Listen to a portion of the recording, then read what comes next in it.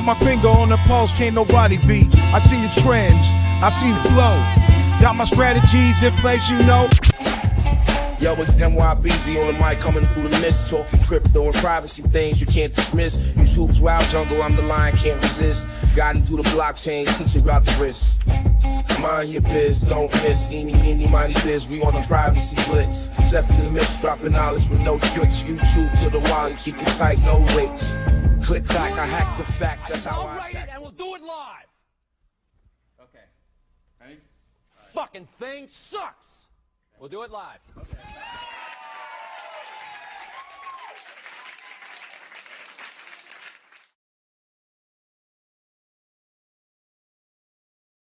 We are doing it live. Welcome to the show. Hope everyone is doing well this morning.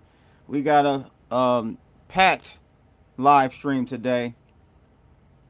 None other than my guy Mike from RTD is back with us to give us an update on what's going on with the silver market. We got slaughtered overnight.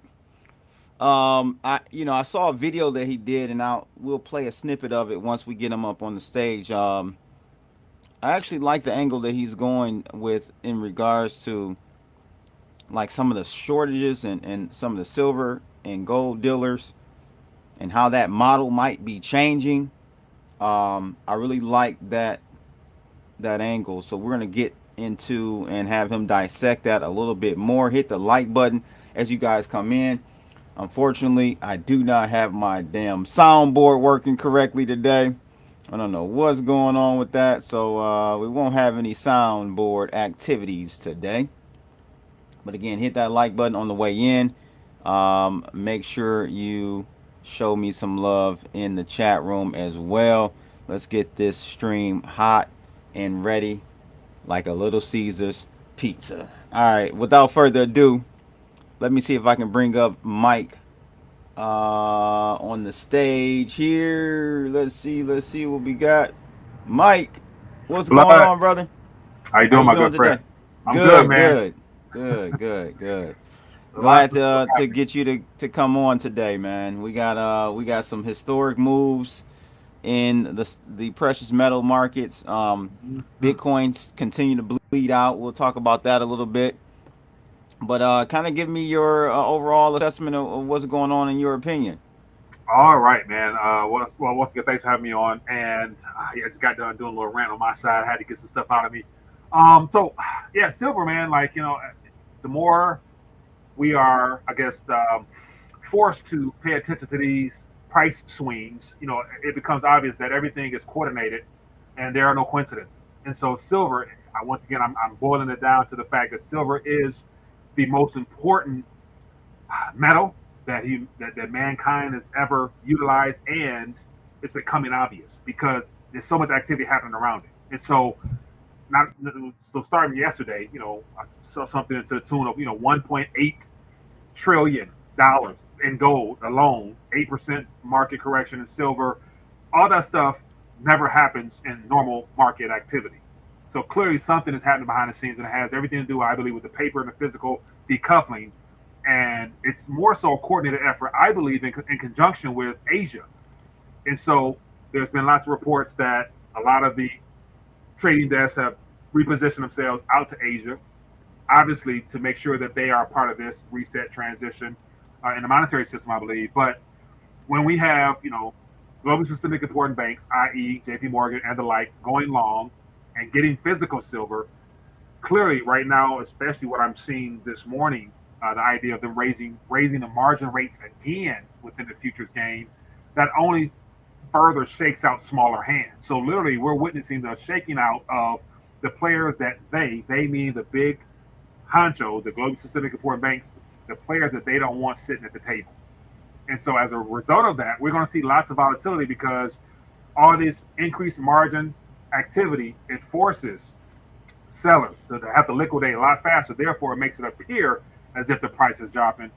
But that's just in the paper game. The physical game hasn't changed at all. It's only gotten tighter. And so I mentioned about, like, right now, it was at 99. It's $95.93 on my screen. I'm like, try to go somewhere and buy some silver for $95. Nothing changed. It's just how we view numbers on a screen centered around the futures market. So literally, it's this unraveling. Yeah, because it just is no way that much silver could have physically been sold. Correct. It's a paper move, in my opinion. That's how I looked at it as Correct. well. Digital illusion. That's all it is. It's an illusion. I want to play this snippet or a little bit of this video that you put out. I think last night I saw this. Let's take a look at this, guys, and then we'll get Mike's opinion on, or he can expound on this, what he's talking about here. In coin shops around the country, people walk in ready to sell their silver and gold, and the shop says no. Not because metal isn't valuable, not because demand is low, but because these shops, the same ones that used to buy every ounce they could, suddenly have nowhere to send it. So the question is, what's going on? And I believe it has a lot to do with the idea that gold and silver were never meant to be sold as a product to keep businesses open. Because gold and silver are money. We're not sure how much longer coin shops will be able to viably trust exchanging paper for real money. And that's something worth touching on. We'll try to paint a narrative to give you an alternative spin on things. So as always, if you find value, then I trust you know what to do with it. But let's just jump right into it. Not many people know that refiners are actually the hidden engine that keeps this whole thing running. So behind every coin shop, there's usually a refiner. And when shops buy scrap silver, whether it be old jewelry or even excess bullion, they typically sell it to a national refiner. So these are companies like Ashi Refining or Harris. They melt it down, process it, and turn it into new bars and rounds. But right now, many of those refiners are slowed down or stopped buying altogether. And some aren't even taking new silver. Others have delayed payouts for gold, stretching what used to be same-day payments out to 10 or so business days, sometimes even longer. And here's the kicker. Some refiners won't even lock in a price when you drop it off. And therein lies a problem. As a business, if you can't lock in an actual price for the product you're looking to sell, you have to ask yourself a question. Is it really a product? Because with all the volatility and the ups and downs of the gold and silver price, gold and silver in and of itself was never meant to be solely priced in USD terms or Federal Reserve notes, as I like to refer to them. So that's excellent point, man. I never thought about that. I did see a video that Voice Crypto, my guy, put in the YouTube Premium Telegram room the other day about some of these gold and silver sellers having issues and not accepting new inventory. Like, you know, they're not purchasing from people coming off the street. And I'm wondering from you if that is possibly a strategic move by the government to slow down things. Are they going to the refineries and doing some backdoor whatever to slow them down? Yeah. Okay. So that's a good angle right there. And so I would say anything's possible. And knowing how our government gets down and knowing all the activity we're witnessing right now, what better way to, I guess, minimize or control the exit and the entry point? It's almost like choke point 2.0 or 3.0 for metals. Precious metals. That's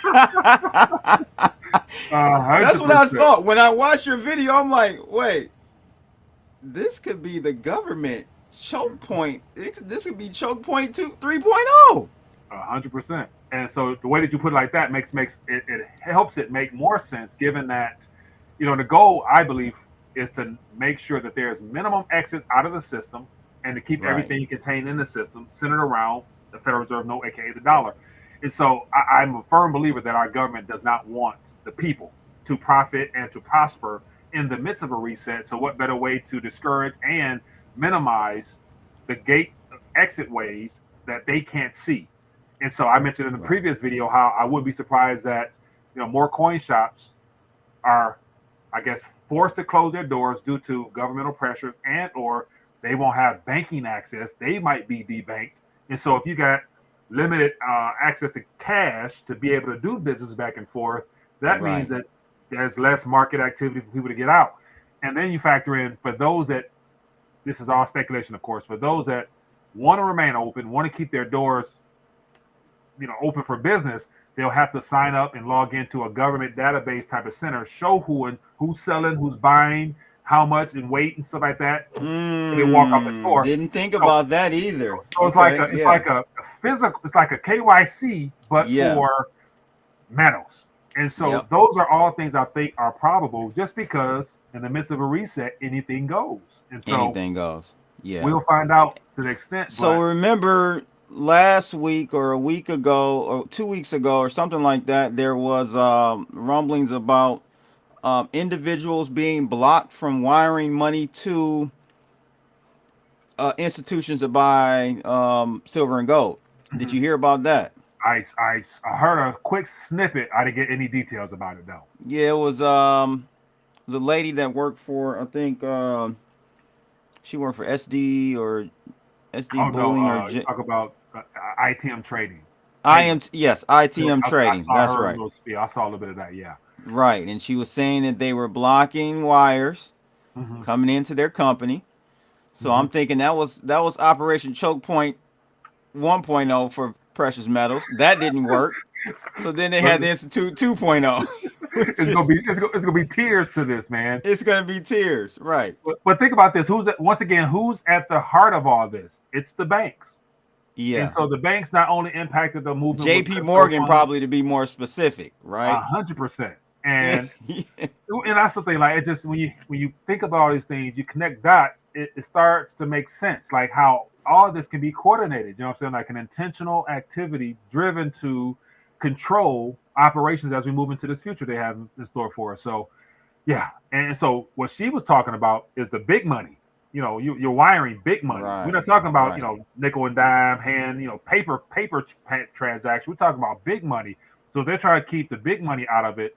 Hmm. Clearly, that's an idea that they don't want people to really be able to protect themselves and preserve their purchasing power and physical metals, especially. So yeah, What's we will your find. thought on, with the U.S. Mint, and again, you're more of an expert in the precious metals than I am, even though I will be changing my name to Bullion Blood really soon. But I want to know, I want to know what's your thoughts on um this, right? U.S. Mhm. Mint repricing Silver Eagles to 173. Is that kind of a harbinger for where spot price could hover around? Like, is this a future price that we could stabilize around, or what are your takes on them doing this a couple of weeks ago? Okay, so I think this is heading in that direction of giving us a more real time price discovery. Yes. Only thing I have about the U.S. Mint being like being, I guess, labeled as a price setter for where we're at now Uh is the huh. fact that the U.S. Mint is the authorized issuer of United States money officially. So because they don't have real price time market activity on their website, like nowhere on there does it tell you the spot price because they've Hmm. never been in this business before. They just provide the American citizens the way that they're supposed to with American coinage.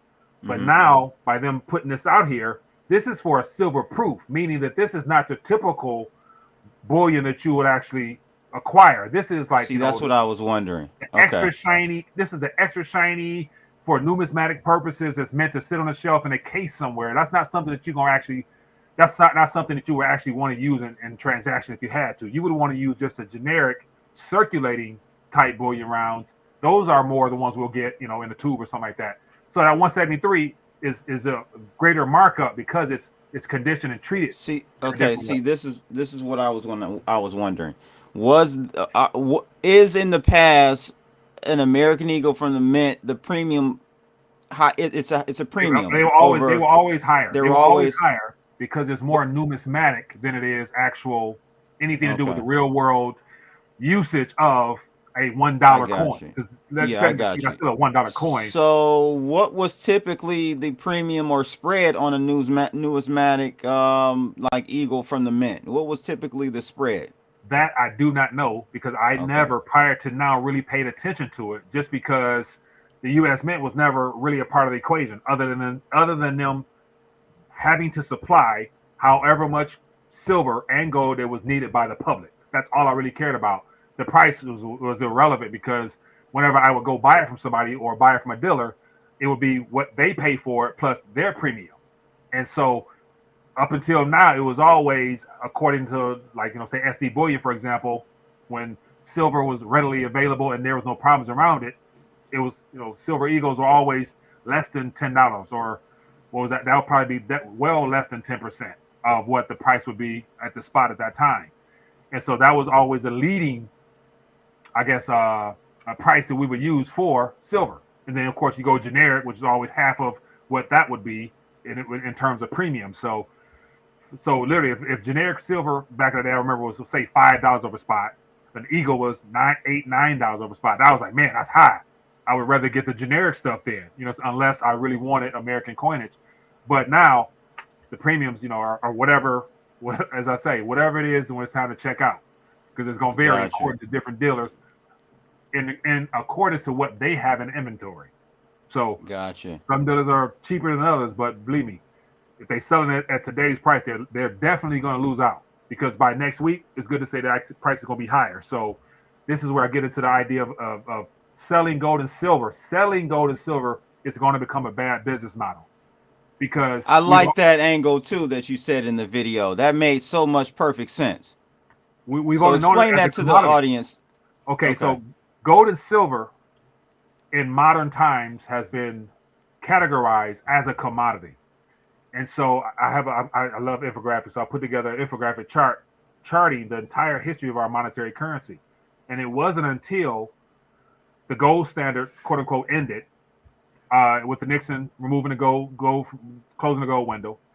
That's when we went into the transition of gold and silver being a commodity that's tradable in the futures market, which started in 1974. So prior to that, in our grandparents' mindset, gold and silver was money. It wasn't until we got into modern times when we went on this digital credit card, unlimited debt, fiat Ponzi scheme of a system, did it become a tradable asset known as gold and silver on a commodities exchange. So my point is, 100 years ago, 200 years ago, if gold and silver was in circulation, it was just money. And the paper that we used were receipts. So you would redeem those receipts and get your physical. Now we're back to that point now where, because gold and silver now, I believe, and should be considered as money, you should look at it as to how many paper receipts do you need to redeem in order to get that. And that's where the whole idea of a gold and coin shop, those didn't come about really until the 70s and 80s, where gold and silver was allowed to be sold to the people for Federal Reserve notes. And so that business model, I believe, will come to an end this decade, because as a business, you realize that you're taking in debt IOU nothings that could be printed out of nowhere in an unlimited amount, and you're giving something real and tangible that's scarce, i.e. gold and silver. So outside of keeping your lights on and paying salaries and inventory to run your business, you got to ask yourself a question like, is this business worth maintaining when I'm giving something of value and I'm getting something that is not going to be of good use to me beyond what I do with it, whether I spend it and however, because you're not going to be able to save it for much longer in volume because you're losing out by holding it. So that model, I think, is going to be questioned. I think you might have said in the video, like if silver is at $1,000 a coin, and someone brings a silver coin in to sell it, that's a lot of money for one little coin. You got to have a whole bunch of cash on deck. It just doesn't, like you said, the higher the prices go with these ounces, these precious metals, the worse that business model looks. Correct. And then you add in the bank choke point 3.0, as you mentioned, like where you may not be able to go access cash in your own bank account to be able to transact your day-to-day operations. You're in trouble, and you're not going to have $1 million back in your vault in the back, because that's a risk, security risk. So what do you do? So right. That was a good point. As I'm saying all this, what else comes to mind is this push now for tokenization. And so with Tether and their gold tokenization, and then of course Peter Schiff now is jumping on board, basically rehyping up his gold tokenization. It wouldn't be too far-fetched to say, don't worry about the risk. Park your gold and silver here. Use these tokens to interact with, and that'll be a good way of minimizing the security risk of having too much paper and stuff like that. So it'd be an easy sale by the banks, once again, to say, park your gold and silver here, take these tokens, and you can use these tokens in commerce as money. So they went from gold and silver to paper to digits to gold, not enough paper, and now we might be going back to digits. So, man, it just seems like everything's intentional in a sense, doesn't it? Yeah, for sure, for sure. Shanghai prices came down as well Hmm. overnight. We're sitting at around 123.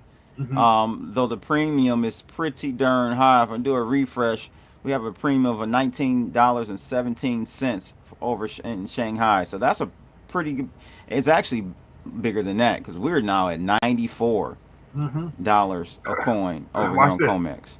Let me give you something else to check out. Go So it's like to a $30 spread, which is insane. watch this. I'm gonna share a Go ahead. better. Let me see if I can put this in. Can I share something with you? Yep. Yep.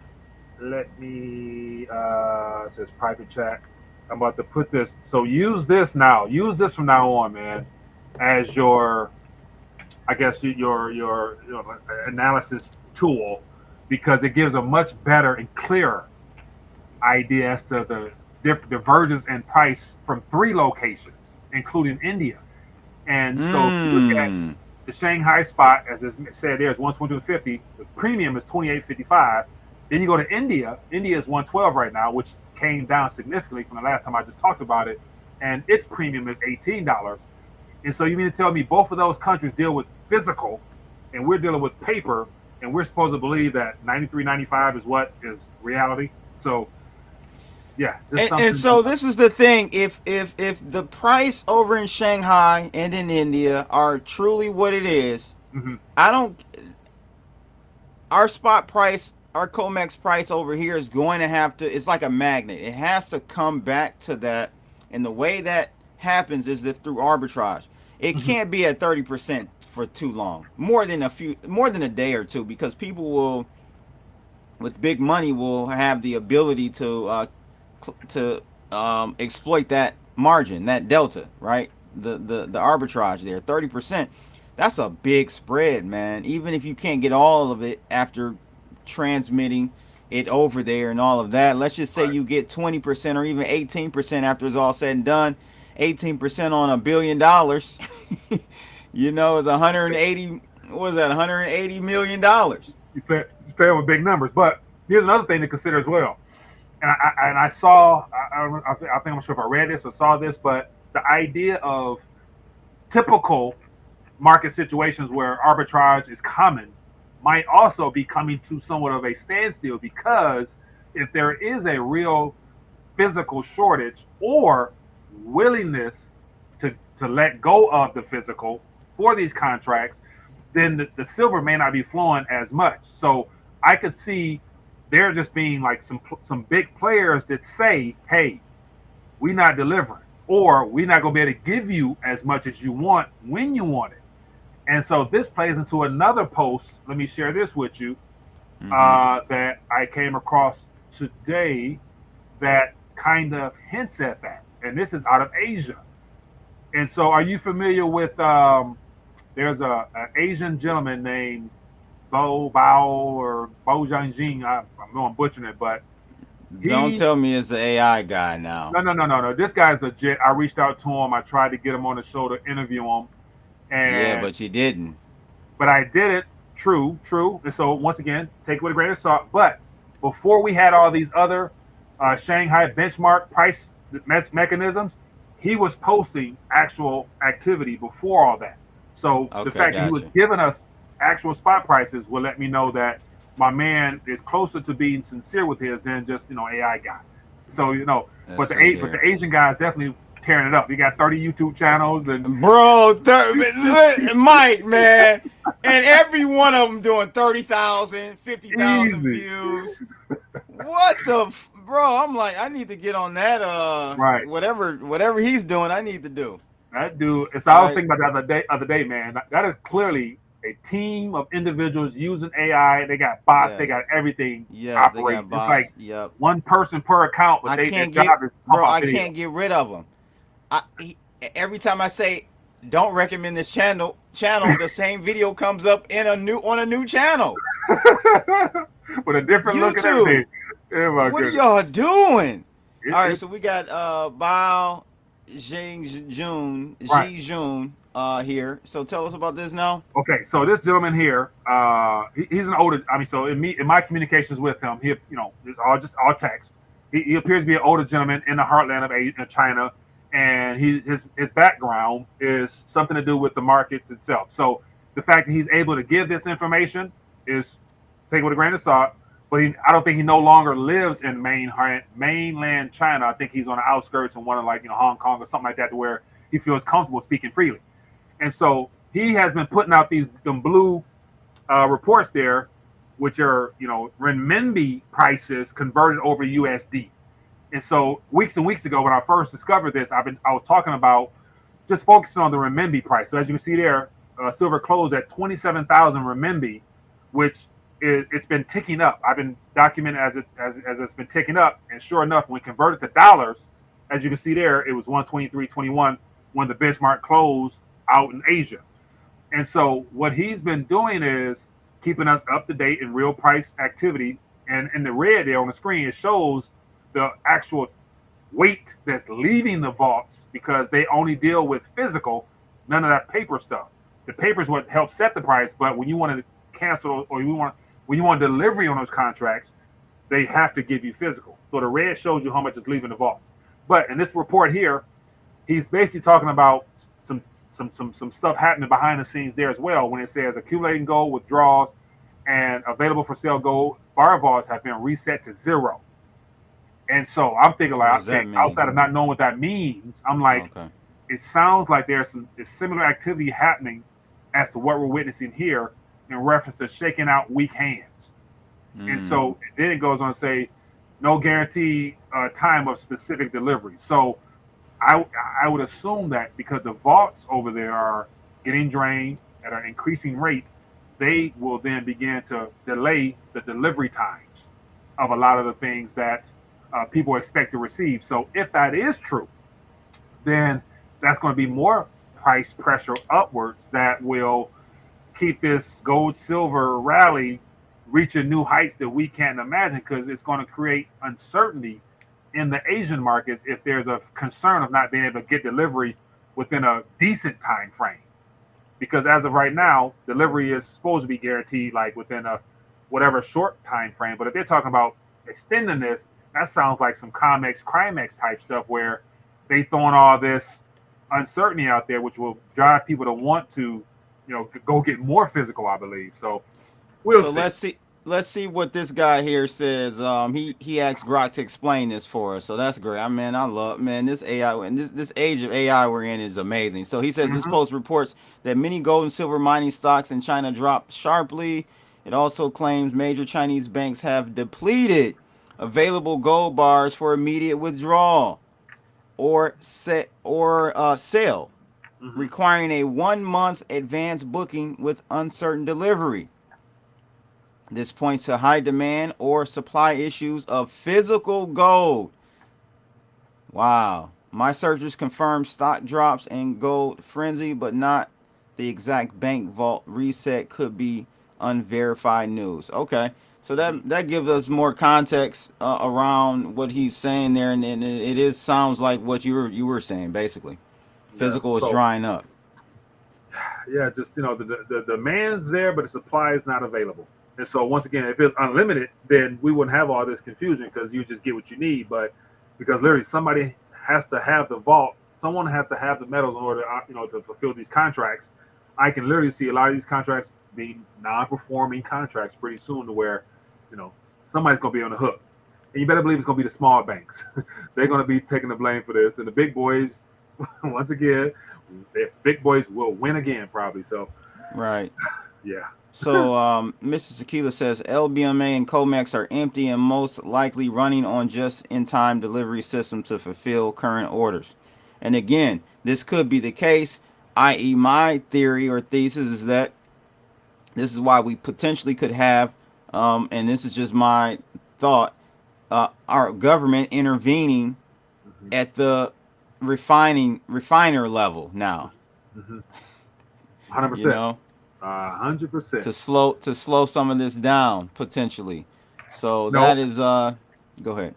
No, I'm saying to add more to this, what I was thinking is I do believe crypto is a part of the Western's future as far as the attention diversion. So I saw a post that with Paul Atkins the SEC chair mentioned that, or it was reshared because there was an older comment, but he touched on it again, saying that now could be a good time to open up the 401ks. There's 12.5 trillion sitting there that the American public, should partake in, type of thing. So I wouldn't be surprised that we see some type of crypto rally whenever they are ready, because mind you, as I mentioned before, crypto and Bitcoin in particular has already been captured.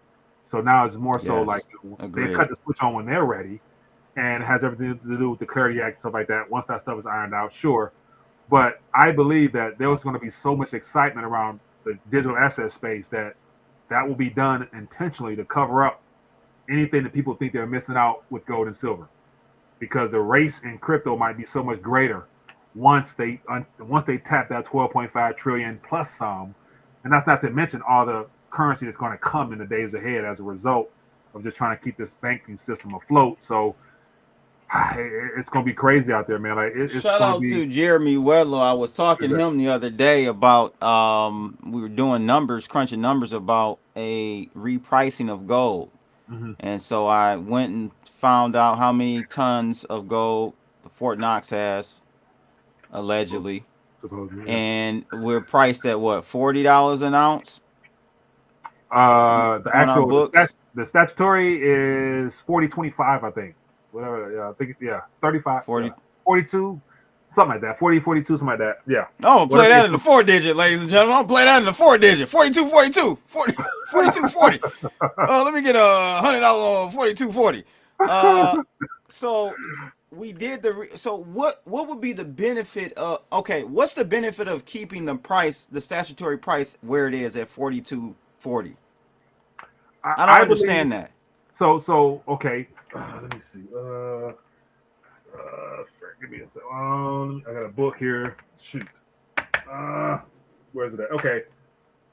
I have a book by Jim Rickards that talks about gold being a asset. So gold, after all the stuff happened back in the Great Depression when they confiscated gold, whatever, we know how that stuff played out. Gold certificates were placed on the Federal Reserve balance sheet as an asset to them, and in exchange for the gold being held in the Fort Knox vaults as well as New York. And so as a result of that, the set price, when they revalued it, when they took it from the people at $20 and revalued it to $35 or something like that, and has immediate loss right then. Several years later, I'm not sure the time frame, it was revalued again to that 40, whatever it's at now, 40.22, whatever it might be. Gotcha. And so as a result of that, it was always listed on the Federal Reserve's balance sheet as whatever that number was, 40. Somebody let us know. Let us know in the chat, guys, what that number is. Whatever that dollar sign is, that's what shows on the Federal Reserve balance sheet today as their asset in gold certificates. So the gold certificates exist on the Federal Reserve's balance sheet today at that dollar price in total for the amount of gold that was taken from the American public. And that's what's on the Federal Reserve balance sheet, that amount of gold in gold certificate terms. So that's their asset. But the United States, on the other hand, we got the physical gold in the 8,300 tons, supposedly, that's in Fort Knox and in New York. So you have paper gold in the certificates and physical gold in the vaults. The question is, who really owns what? Because if the Federal Reserve, which is a non-government entity, whatever, has captured our government entirely, and they have certificates saying that they have title to the gold, but we're just holding it on behalf of the American people or on behalf of those certificates, we don't know. So I believe it'll be very hard to bring all that to the forefront without drawing attention and skepticism on who owns the gold, why are certificates still sitting on the balance sheet of a privately held institution, and it's supposed to be Americans' money. So I think to try to revalue that will be very problematic because it's going to cause a lot of questions, and a lot of people will probably be up in arms if they find out that, we are holding the gold on behalf of those certificates that belong to the Federal Reserve. You know what I'm saying? So that's a long-winded answer. It's saying that what is the real price? We're going to find out, but it's going to be led by China and India more likely than the U.S. because the U.S. don't want anything to do with talking about gold ever again if they don't have to, because who owns it is a real question. And man, I'm mad I can't find my book because I know. I'm just wondering, like, it would seem more beneficial and advantageous to us. Gotcha. So this is the book that talks about the assets being on the Federal Reserve. Boy, that guy Jim Rickards comes out with a book every 5 days, ladies and gentlemen. 100%. Good God, where does it? And he was doing this before AI, so we can't blame it on AI. This guy was putting out books every 5 days before AI. So I'm just I just feel like it would be advantageous for us to have repriced it a long time ago, or is it a debt obligate? I don't get it, man. It's strange to me. Here's the thing, where I will find it very problematic for them to willingly reprice it, because by willingly repricing it, you're literally giving credence to the idea that it is of importance. And so as we've witnessed gold and silver fade out of monetary roles, we have transitioned to a paper and digital, world itself.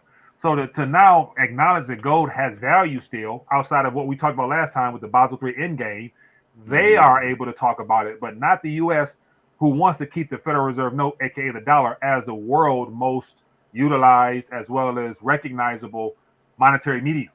And because that backs our debt. Our debt is our currency. So to bring gold back in the equation, that means that they're going to have to restrain themselves from continue to expand the monetary base, and that'll force them to talk about having to link gold back to the debt or the paper, and that's not the part of the equation.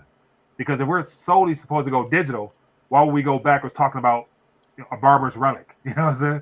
So you keep that out of the equation, focus on the here and now, which is debt. How do we address the debt? We're going to go through a reset using digital distractions, I believe, is a part of that equation. And I did the numbers on Fort Knox gold and our debt, right? Our debt is at 38 trillion. I didn't include New York vote though. I didn't think about that.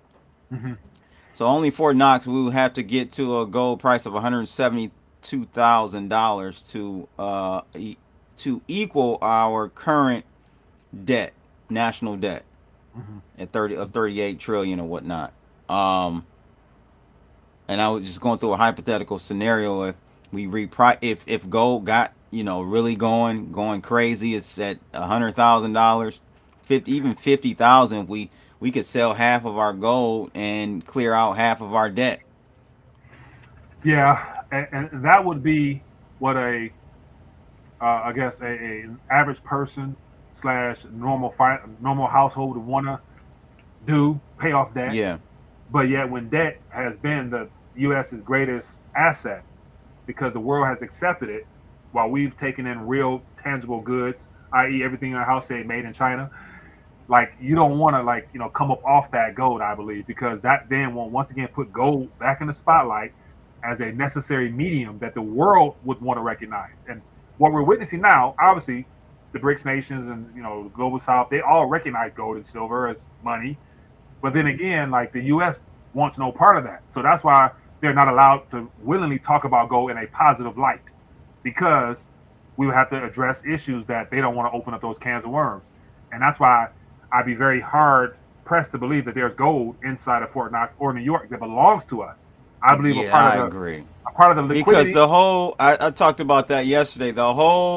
Remember, it was a big dog and pony show with Doge. They were supposed to do a live stream straight from Fort Knox.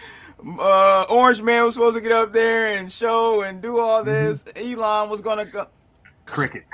Right. The Epstein files, they threw something else in front of us and we forgot all about it. Correct. So it can't be all there. So I would be surprised. I wouldn't be surprised if it's gone, because the question is, where has it gone to? I would imagine it's went out east, because China has been participating in our foolishness for decades now. And along the way, if you look at some of the Chinese charts of their accumulation of gold since the .com bubble, when we first really kicked off the idea that we're going to run this into the ground by expanding the Fed's balance sheet, by creating currency, because our government's going to borrow, and that paper was what they're going to flood the world with. If you look at those charts, it just incrementally goes up. And each crisis we have, there's a surge in gold that they accumulate. And that's just the World Gold Council taking inventory of what they know about. We don't really know what's in China because nothing goes in, nothing comes out rather. So from the World Gold Council, they show us bars that just go up, and there's a spike at every crisis. So you got .com, great GFC, something happened in the mid 2015, 2016, 2020, and then here we are now. And so outside of what we know, it's becoming obvious now. Just look at the price of gold, but we don't know what they're holding. And I don't think the U.S. wants no smoke when it comes to actually having to open up your vault and show who really gonna set the rules, because we ain't got enough gold, and that's why they can't talk about gold that way, man. Germany, we haven't given bro. Think about this, Mike. It's been yeah. And then but the thing is, if I recall correctly, remember when Germany wanted it, right? We gave them a little bit. And then we went to Venezuela, right? And did something and took their right? Venezuela Venezuela had their gold stored in London, and London confiscated it. And against international court order or something like that, whatever the gold was, because the dictator in Venezuela and the people, we don't approve of that, so we're going to keep your gold. And this was, I think, 2020, 2019-ish, I think, give or take. And so that was the Venezuelan gold, which is, and mind you, all these gold that is stored, they're relatively small, because when gold was priced at, was it $1,500 it was very, very low. So the tonnage, it added up then. But now, it's 4 or 5 times, what it was worth then. So it makes more difference now. But they've been robbing these countries forever. So Libyan gold, Saddam's gold, all that gold went somewhere, and I'd imagine it went into the vaults in London, and then that was their way of suppressing the price. And as China demanded more and wanted more because of their gold frenzy, in order to pacify them, they probably sold some incrementally as their primary dealers, so that the West could still send them debt. And so, like, we'll send you debt, we'll discount the gold to you, so we'll be happy, you be happy, you accumulate, and we'll deal with the madness later on. Which is right now, I believe, because the madness is right now with all the gold going the way it's going.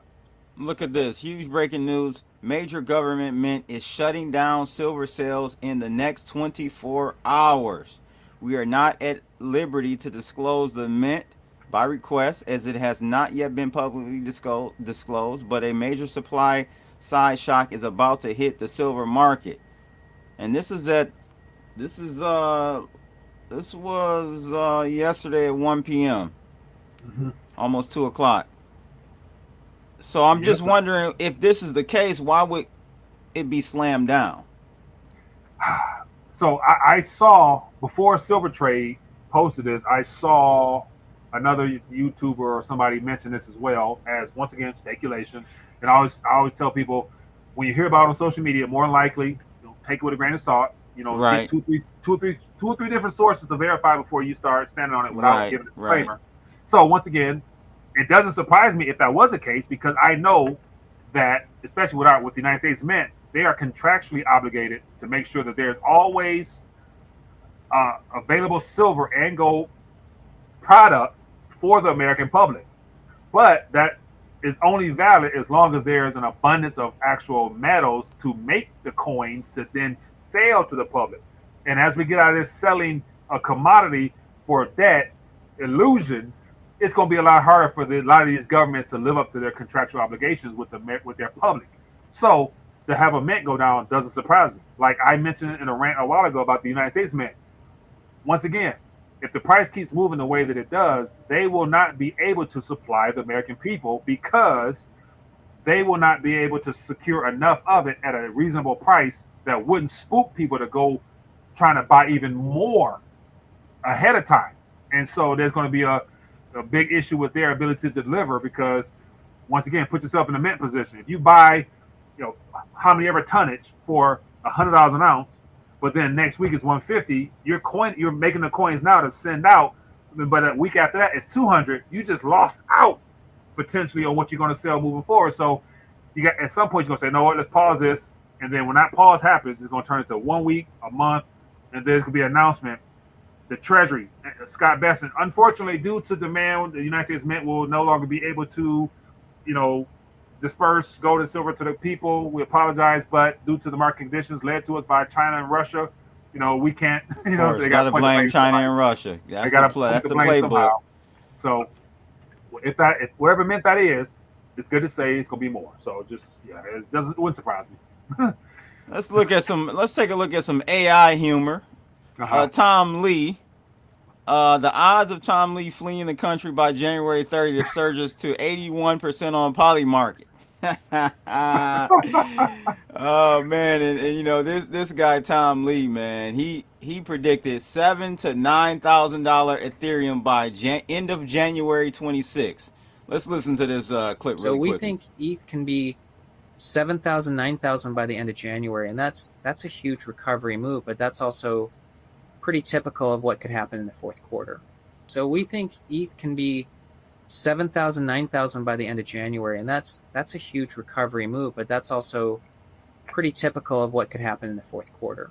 So we think I've never seen, Mike, somebody be so wrong about everything.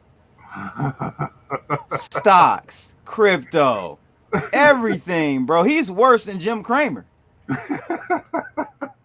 That's I don't a lot understand. there, man. One different with him is he's actually putting his company's money where his mouth is, though.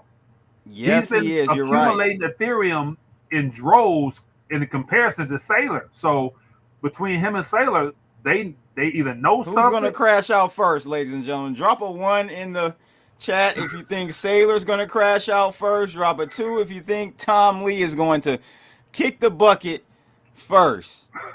It's getting rough out there, man. Someone asked for a wellness check on Michael Saylor yesterday. How do you feel about that whole situation? Man, once again, I have looked into Michael Saylor's past, going back to .com with how he positioned his company, and he's not afraid to bet it big. No, he's not afraid to bet it big. And once again, from Tom Lee and Michael Saylor, they're both, as I think about it, we have their public persona of who they are as representatives of their companies. But then on the personal side, their entire financial portfolios can look entirely different. Because when you're playing with other people's funds, it's all a corporate, issue. So if MicroStrategy as a company crashes, they lose all the funds that they brought in, all the 4 or 5 different dividend paying products they created. If that goes to zero, you just chalk it up. You lose your business, you might be depressed, whatever. But on the personal side, Michael Saylor could be sitting on 1,000 tons of gold and silver himself that he never going to talk about because it'll counter his Bitcoin facade. And then on his Bitcoin holders, it's good to say he could take those L's, but if you got gold and silver to reinsure all that, he's still going to be in the Billionaire Boys Club. And I believe he's not dumb. He's well diversified because outside of helping this digital Western illusion promote this propaganda of this reset via digital products and services with all the stuff that's been created on Bitcoin since then, he's not dumb and not realizing that gold and silver is a good insurance policy to have against all this digital stuff, government debt, and your currency. And then on top of that, he got real estate portfolios and he got houses across the world and all the tangible wealth. So he's going to be fine. But the people who invest in his companies thinking that he's going to make them all rich, those are the people that, I would kind of feel for them. And so, I don't feel for him. I don't feel for him at all because it just doesn't make any sense, Mike, to go buy a company that has the thing that you want. Makes sense. Just buy the thing that, and it's not like it's a gold. There's a physical thing here going on. Bitcoin is digital, so you can own it in your own wallets. Right, but it's very strange. I believe a lot of this psyop operation. If you ask me, it's a psyop. A lot of this has transitioned along with the narrative surrounding what Bitcoin was sold as, what it evolved into, and what it is now.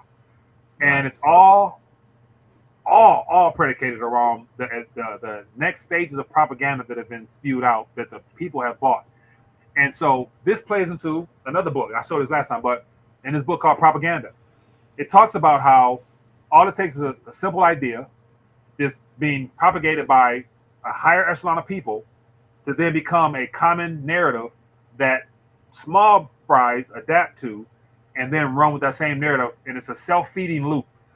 That it don't take much to get people to believe in some things, especially if you're down and out and desperate. Meaning that, oh, everybody talk about our currency, oh, the dollar is this, whatever. Bitcoin will save you from that. It'll, and here's the biggest lie I'm finding out now: the die, borrow, and repeat model. Every maximalist is out here now talking about don't sell your Bitcoin, just borrow against it and buy assets and then take out an insurance policy on yourself, and then when you die, it'll pay off the debt, and then you can pass the Bitcoin on to your kids. And that model works for the uber wealthy with real tangible world assets. It's never been proven to work with digital distractions of nothingness. But the fact that all these mainstream Bitcoin maximums are pumping that stuff, it only entices people to go buy Bitcoin and get exposure, because if you are told to hold it, never sell it, if everybody's holding it, you would think the price would rise, and it did rise until a certain point. And when it stopped rising as a result of accumulation, that's when I believe it was captured by Wall Street with all the institutions behind the scene that literally control the price setting mechanisms, i.e. Coinbase, Gemini, Kraken, all the people. Well, here's my thing. It's Bitcoin suffers from the same thing that other assets like even gold and silver suffer from. It's the greatest fool theory. Mm-hmm.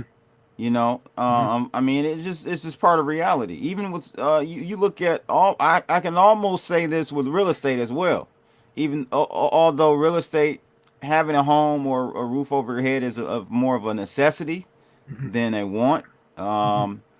So I guess I'll just narrow it down to just precious metals and like Bitcoin and crypto, and even stocks that don't pay a dividend, in my opinion. It's all a greatest fool's theory. You need someone else to buy at a higher price than what you bought, and you got to get out at some point to win. Zero-sum game. Now I would say in normal times, you can lump gold and silver into that equation when it was literally just a commodity. But now, as it's transitioned into money or a globally recognized store of value, it's not necessarily a greater fool, because you can want it all you want, but then the supply is not readily available. So the price you're going to pay is going to go up whether you buy it or not. So if you don't buy gold and silver, it's okay, because of the demand globally from 8 billion plus people, as they recognize it as money. It's going to feed on itself to where the price will have to go up, because in order to get rid of it, somebody's going to want a lot more than what it is now. And so the difference, so that's my whole spiel about the physical world. It's a physical something that is being recognized as money. And if that is true, then once again, Bitcoin and gold and silver has not changed. It's just how we price it and what we price it in. That's changing. And so that right there makes it very challenging to say that, it's one of the things that feeds on itself in that regard there. But yeah, then of course, housing, I think Barbara Kiyosaki said it best. Housing, it's not necessarily an asset; it's a liability until it makes money for you. So, absolutely, I'm a firm believer in that as well. The house you live in is a complete freaking liability. Gold and silver tumble as Trump Fed chair pick Warsh. So this guy Warsh is going to be the guy that takes Jerome Powell's position. I'm not really, these headlines and these news outlets, they got to put something on everything. They got to give a reason for everything, right? Every crash or every pop. I can't, and you let me know, how do you feel about this? Do you think this really was the catalyst for silver and gold drop today? No, not at all. Not at all. And so I mentioned that this Warsh situation, literally yesterday during a press conference, Donald Trump said that he kind of has an idea as to who he's going to pick. He's going to announce it next week. All of a sudden, it leaked today. At the same time, we're seeing a coordinated event and a variety of other things. And of course, gold and silver is being focused on here. But then again, it didn't mention nothing about the Crimex and the fact that margins were hyped, according to what was also shared. And so the narrative now is that Warsh. Oh, they hiked margins again? So according to what I just saw a moment ago and ranted about, it looked as if that is the case. And I asked Grok the way that you did, and it confirmed it. And so margins with the Crimex now, it went from, I think, 11 I didn't know that. to now it's telling us $52,000. And so if that is true, I thought the Marrex went from nominal dollar amounts to percentages. It equates to I Last week. read 11%, which equals in dollars 52,000. Oh, okay, got you. 11% now. And so I didn't if that know is that. true, I haven't seen that fly across CNBC or Fox yet. But why would they not see. want to tell us that? So literally, Right, if right. that is true, that is what is causing a lot of this spooking of the silver and gold as the smaller players are eliminated. And so, let me. I'll send you. I'm searching now on Grok to see if this is the case.